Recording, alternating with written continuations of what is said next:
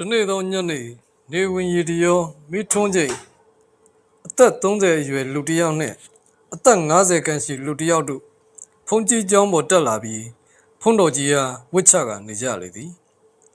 ထိုအခါဖုန်တော်ကြီးကရှေ့၌ထိုင်နေသောတကာနှစ်ယောက်ကိုအကျိုးအကြောင်းမေးလိုက်သည်တကာတို့ဘယ်ရက်ကဘာကိစ္စနဲ့လာခဲ့တာလဲကွဖုန်တော်ကြီးမေးလိုက်သောအခါတကာနှစ်ယောက်နဲ့အသက်ကြီးဆုံးလူကဖုန်ကြီးအားလျှောက်ထားသည်တပည့်တော်တို့တရက်တကြီးမှခီးသွားများဖြစ်ကြပါသည်ဖေဟာအထက်ညာကနေအောက်ပြည်အောက်ရွာမှာအလောက်ကန်ရှာဖွေရန်ထွက်လာခဲ့ကြခြင်းဖြစ်ပါတယ်ဖေဟာတပည့်တော်တို့မိသားစု9စုလဲ9စီးနဲ့ခရီးထွက်လာကြရမှာဒီရွာမရောက်ခင်ပါလာသောကလေးလေးတစ်ယောက်နာမကျန်းဖြစ်ပြီးဆုံးသွားခဲ့ပါတယ်ဖေဟာတပည့်တော်တို့မှလည်းအသိကျွမ်းမရှိသည့်အတွက်ယခုညရင်းချင်းပင်တကြိုချင်းကိစ္စကိုပြီးမြောက်အောင်ဆောင်ရွက်ခြင်းပါသည်ဖေဟာအရှင်ဘုရား၏ကြောင်းနှင့်ရှိသုတ်တမကလေးလောင်းကိုထားရပါသည်အရှင်ဘုရားအတုပရှိကြွရောက်ပြီးတရားချစ်မြင်ပေးပါရန်လာရောက်လျှောက်ထားခြင်းဖြစ်ပါသည်ဘုရား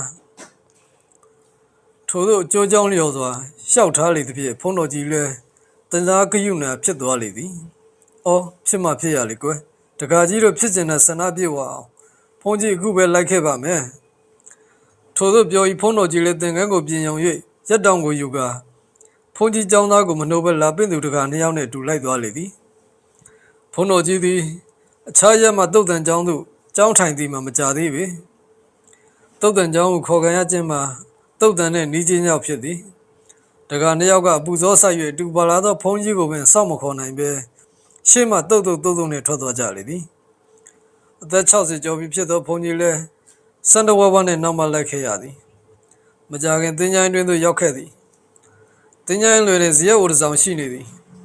တကာနှစ်ယောက်တို့၏ပင်လျှောက်ချက်ကြောင့်မငင်းဆန်ပဲလိုက်သွားသောဖုန်းတော်ကြီးသည်တုတ်တန်သို့ရောက်၍ဟိုတီတို့ကြည့်လိုက်ရာလဲ9စီးကိုနောက်မဖြစ်ပဲလဲမှာကောက်လျက်တိုင်မြင်ကြရသည်ဇရက်အိုအတွင်းမိမယောက်ျားတို့သည်ငိုလျက်ရှိနေသည်ကိုတွေ့ရသည်သူတို့အားလုံး၏အလဲတွင်အသုဘကောင်လေးကို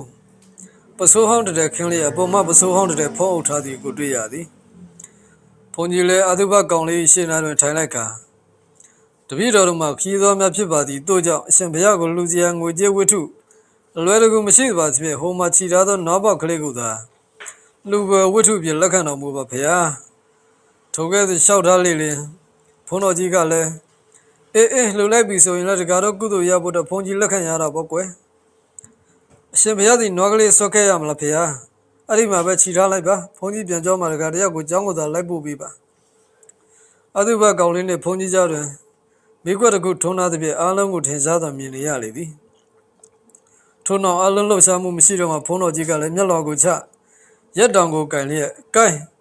ဖျားကိုရီမဲမိကြော့ကြဘုန်းတော်ကြီးကတရားစရန်အသုဘရှင်နှင့်ခရီးသွားများကိုရက်တောင်ကိုရင်ကြော့ခိုင်းလိုက်လေသည်ဘုန်းကြီးကထိုသောကြော့ခိုင်းတော်လဲဘာသာမှမကြားသည်နှင့်ဘုန်းတော်ကြီးစိတ်တွင်တကာမတွေ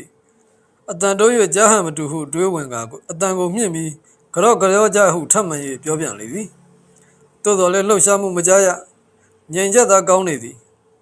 ထိုကဘုန်းတော်ကြီးမှကြက်သည်တစ်ဖြည်းဖြည်းထလာပြီးခေါင်းတစ်ပန်းကြီး၍လာသည်နှင့်ဟိုသည်ကြည့်လိုက်သောအခါမိခွန်းနှင့်အသေးကောင်လေးမှတပါ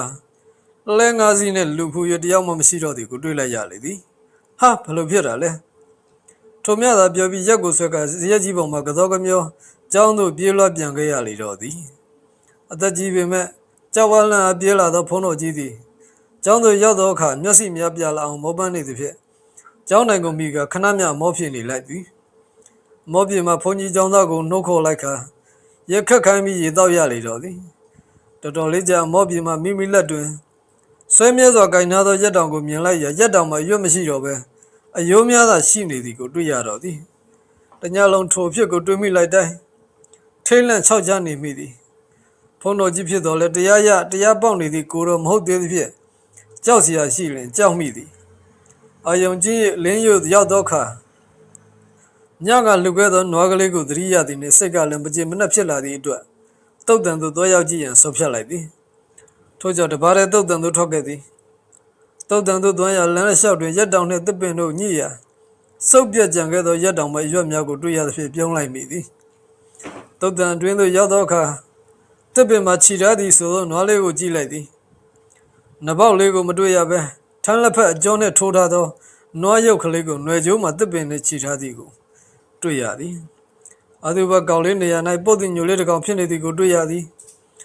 မိခွက်ထုံးသောနေရာမှာဘိုးစိမ့်ဖြူအသေးကောင်လေးကတ်ထားသည်ကိုတွေ့လိုက်သည်ထို့ကြောင့်ဖုန်ကြီးလည်းညကဟာတွေကလက်ဆက်သက်တော့ကြက်တွေပဲနောက်ကိုချိန်မတော်လာပင်ရန်ဘလောက်ရေးကြီးမလိုက်တော့ဘူးဟုတန်တိတ်တန်ချပြီးကြောင်းသို့ပြန်ကြွခဲ့ရလေတော့သည်